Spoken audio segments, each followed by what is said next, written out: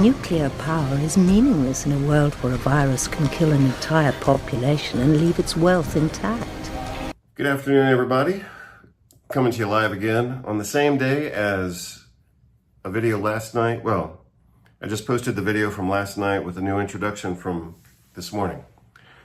So this is video number 2, and maybe I'll do another one after this. Probably so. I'm going to do a short video on exercises. What we're going to talk about right now is a new American project funded by my tax dollars. I paid for this. And so did most of you in the audience, assuming that you're American.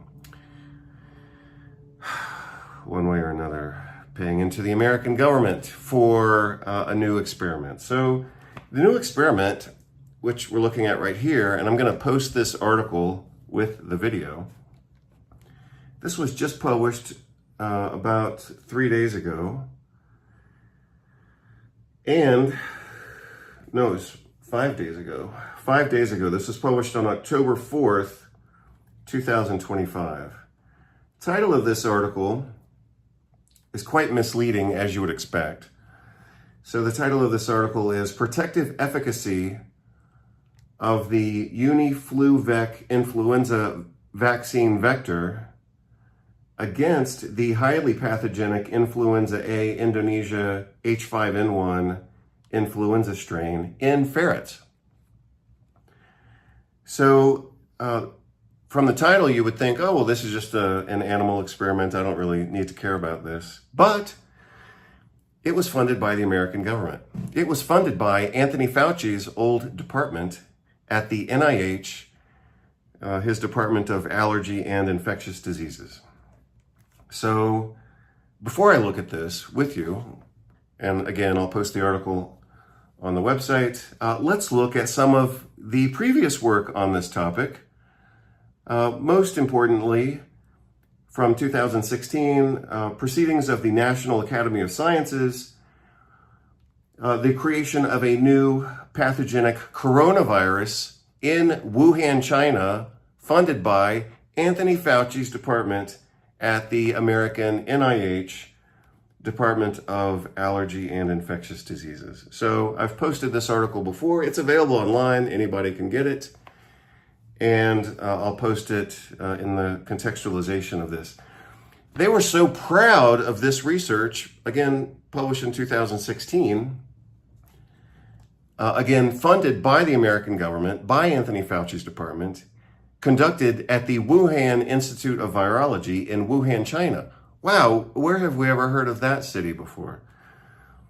This was 4 years before a pandemic virus was released from the city of Wuhan, China, and for a short time was actually called the Wuhan virus. So they were so proud of this that they published a press release, which is also still available, saying, yeah, we created a pathogenic coronavirus that doesn't respond to vaccinations. They're so proud. So I'll post this article. But what they did specifically in that article is they showed that they used synthetic technology to create a pathogenic coronavirus that was able to infect human cells and evade immune function and evade vaccines. Does that sound familiar? It should. Also, I think this was just published this year as well. Yeah, July of 2025 by the American Society for Microbiology, Journal of Virology. Look, they created another influenza virus, replicating recombinant vesicular stomatitis virus, merging it with an H5N1 influenza. Gosh, do you think they're trying to create another pandemic? Or, I mean, could somebody even think that that's possible? That they're focusing in on these H5N1 viruses for the sake of maybe, like, I don't know, what if somebody in that lab gets pissed off and they want to create a pandemic? So let's see. This one also showed, again, I'll post this online. I already posted it before if you haven't seen it. But they created a virus that was resistant against antiviral drugs. That's so advanced of them. It's also resistant against human antibodies, which means that any vaccine would not work, would not be expected to work. Let's see, who funded this? Oh, this was funded by the National Institute of Allergy and Infectious Disease and performed at the University of Pittsburgh Regional Biocontainment Laboratory within the Center of Vaccine Research. Oh, that was so convenient. Even though gain-of-function research was supposedly outlawed years ago, that starts to look like gain-of-function research, doesn't it? Well, let's go look at the new article. I didn't spend a lot of time with it because I don't really care about all the details. I'm not a veterinarian trying to treat imaginary ferrets. But they did create a new influenza virus. They say that the viruses were designed in order to merge with the associated vaccine. So the whitewashed version of this is that they modify these viruses in order to then test what vaccine works better, how does the immune system respond, how can we help humanity through gain-of-function research. That's what they tell you. And hopefully by now, no adult, beyond the age of 20 would be that stupid, but that's how they market this idea. They tell you, we're doing this research so we can understand how your immune system works better against these viruses, so that we can protect you. We're just here to protect you. Okay. Well, you can believe that if you want. Another view of what's being done with this level of research is that these are all military programs. And the goal from a military perspective is to create a virus that kills people, and then you vaccinate the people you're trying to save. In the past, we would have said, oh, well, we want to save our people, right? Our citizens. We might use this in war, kind of like a nuclear war. Except, as was shown in the movie V for Vendetta, which I've recommended to you many times, what was shown in that video is that the strategy changed because, like they said in the movie, they said this in the movie V for Vendetta. You have to see the movie. Conventional warfare, including nuclear warfare, destroys things, and then you have to go back and rebuild. If you use a virus to kill off the population, you don't have to rebuild anything. You kill all the people with the virus, and then, this is what they did in the movie. I'm not saying I think this actually occurs in reality. I wouldn't want to be a conspiracy theorist. But what they showed in the movie, and I'll provide a clip just so you can see that I'm quoting the movie.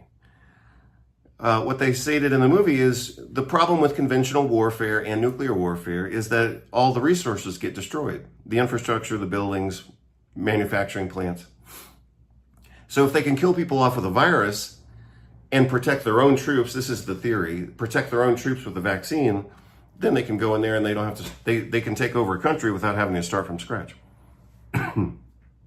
That's called selective and targeted depopulation. Oppenheimer was able to change more than a course of a war. He changed the entire course of human history. Is it wrong to hold on to that kind of hope? I've not come for what you hoped to do. I've come for what you did.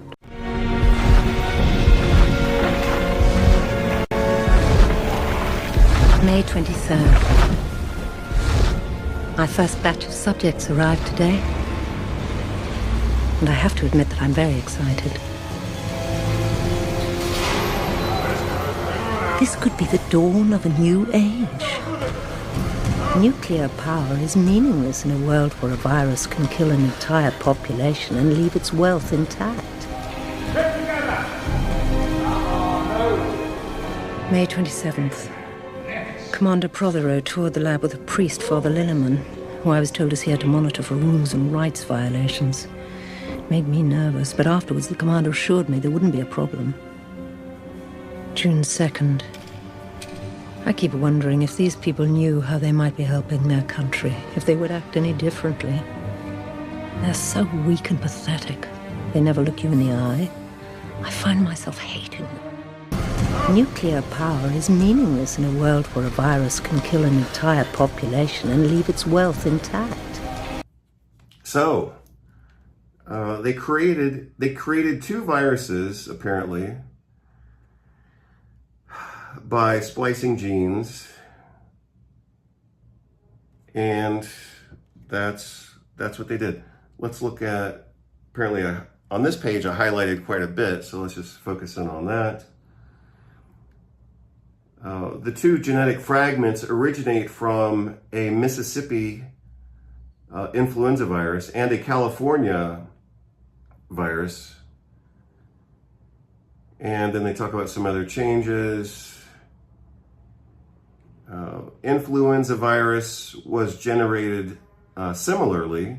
These are recombinant viruses. And then they used a third virus kind of as a test.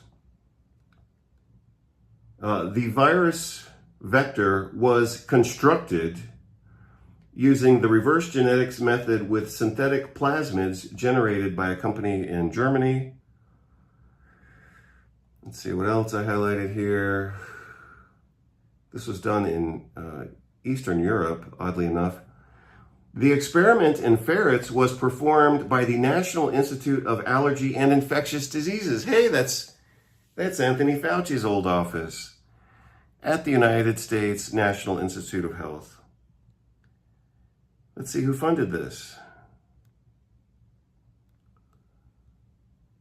Oh, this was funded by the National Institute of Allergy and Infectious Disease at the National Institute of Health. And the individual researchers were apparently funded, which means they got money from the American government. They call it financial support was provided by the National Institute of Allergy and Infectious Disease at the National Institutes of Health in the United States. Well, of course, this was overseen by American rules, right? I mean, if American taxpayers are paying for it. No, this was done in Austria, the Slovak Republic, which none of us could even find on a map. Another researcher from Germany, and then again, the Slovak Republic. But they specifically state that this was performed in, I think it used to be called Slovakia. I don't even know where that is. I mean, I could ballpark it. The mouse experiment was conducted in the Institute of Virology Biomedical Research Center of the Slovak Academy of Sciences. That's to get around American restrictions. So Americans are paying for it. American government's funding it. But we've bypassed any American regulations. The Slovak Academy of Sciences and approved by the